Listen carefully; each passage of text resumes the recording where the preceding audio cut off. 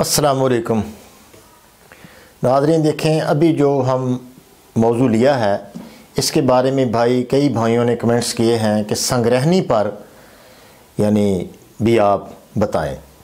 دیکھو، سنگ رہنی حقیقت ہے کہ ایسا مرض ہے جو تقریباً لا علاج بتایا جاتا ہے۔ ساری زندگی قرآن کا ڈسینٹری ہو گئی، ساری زندگی ڈسینٹری میں گزر گئی تو یہ بڑا اس کو خطرناک سمجھا جاتا ہے، حالانکہ قطعاً خطرناک نہیں، بیماری کو سمجھنے والی بات ہے۔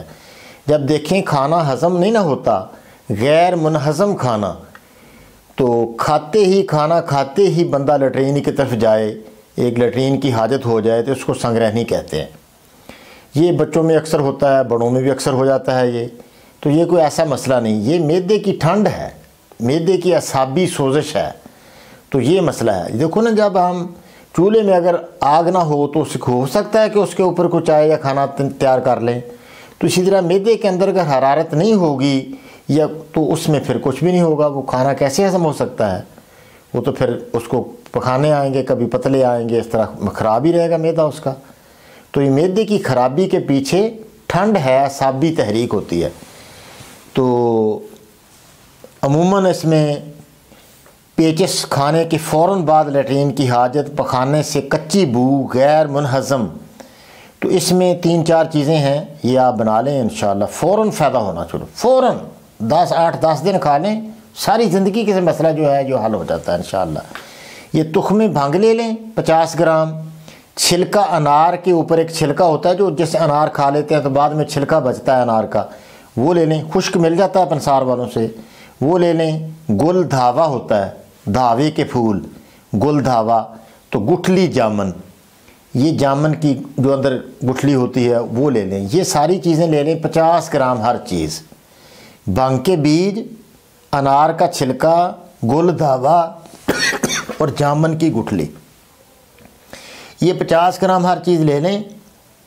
کالی مرچ اس میں ڈالیں 20 گرام، ٹھیک ہے؟ تو یہ ساری بریک کر لیں آپ، 1 چمچ صبح 1 شام کھانے کے بعد استعمال کرائیں، انشاءاللہ اس سے یہ مسئلہ بالکل حل ہو جاتا ہے۔ ویسے بھی عموماً اگر پیچس ہوں، معدہ خراب، جس جگہ ڈاکٹر فلیجل دیتے ہیں تو وہ بالکل یہ فلیجل والا مزاج ہے، تو اس کا مزاج ہے خشک اور گرم اس دوائی کا، تو اس سے انشاءاللہ یہ بہترین ہو جاتا ہے، کوئی مسئلہ نہیں۔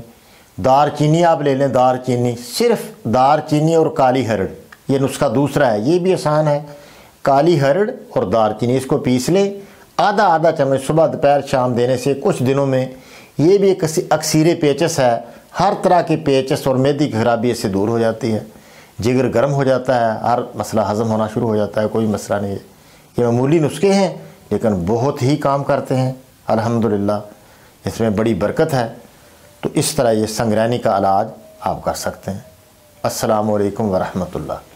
ناظرین، اگر آپ عربی گرامر یا علوم قرآن کے طالب علم ہیں تو قرآنک گرامر اپلیکیشن آپ کے لیے کسی نعمت سے کم نہیں۔ اس اپلیکیشن کی مدد سے آپ پورے قرآن پاک کی کسی بھی آیت کی نحوی ترکیب، صرفی، نحوی اور لغوی تحقیق، موضوعات قرآن، لغات القرآن سمیت بے شمار خزانوں کو حاصل کر سکتے ہیں۔ اس اپلیکیشن کا لنک ویڈیو کی ڈسکرپشن میں موجود ہے۔